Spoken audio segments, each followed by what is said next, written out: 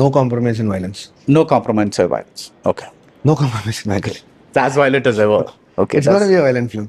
சொன்னதை செய்த லோகேஷ் கனகராஜ், சாரி செஞ்சதை சொன்ன லோகேஷ் கனகராஜ்னு தான் சொல்லணும். ஏன்னா சமீபத்தில் பரத்வாஜ் ரங்கன் கிட்ட லோகேஷ் கனகராஜ் ஒரு இன்டர்வியூ ஒன்று கொடுத்துருந்தாரு. அந்த இன்டர்வியூவில் அவர் பேசும்போதே இந்த வைலன்ஸ் பற்றியும் பேசியிருந்தார். வைலன்ஸ் பற்றி ஒரு கேள்வி ஒன்று கேட்டார் பரத்வாஜ் ரங்கன். தலைவருக்கு அப்படின்னு ஒரு ஃபேமிலி ஆடியன்ஸ் இருக்காங்க, நீங்கள் வந்து வைலன்ஸை அதிகமாக கையாளக்கூடிய ஆள், அப்படி இருக்கும்போது தலைவருக்காக அவருடைய ஃபேமிலி ஆடியன்ஸுக்காக நீங்கள் வைலன்ஸை கொஞ்சம் கம்மி பண்ணியிருக்கீங்களா இந்த படத்தில் அப்படிங்கிற மாதிரி கேட்டார். அதற்கு லோகேஷ் கனகராஜ் வந்து தெளிவாக ஒரு பதில் சொன்னார்.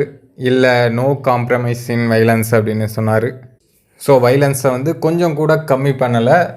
ஏன்னா வைலன்ஸாக தான் எடுக்கணும் அப்படின்னு ஒன்றும் அவசியம் இல்லை. இருந்தாலும் ஃபேமிலி ஆடியன்ஸை கனெக்ட் ஆகிற அந்த எமோஷ்னலாக இருக்கட்டும், அது எல்லாமே இருந்தாலும் கூட இந்த வைலன்ஸும் கொஞ்சம் அதிகமாக தான் இருக்கும். என்னுடைய கிரிப்புக்கு தகுந்த மாதிரி தான் நான் பண்ணியிருக்கேன்.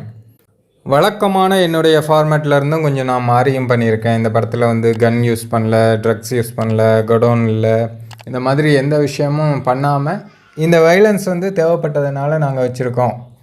மற்றபடி ஃபேமிலி ஆடியன்ஸும் பார்க்குற மாதிரி தான் படம் இருக்கும் அப்படின்னு நம்ம லோகேஷ் வந்து சொல்லியிருந்தார்.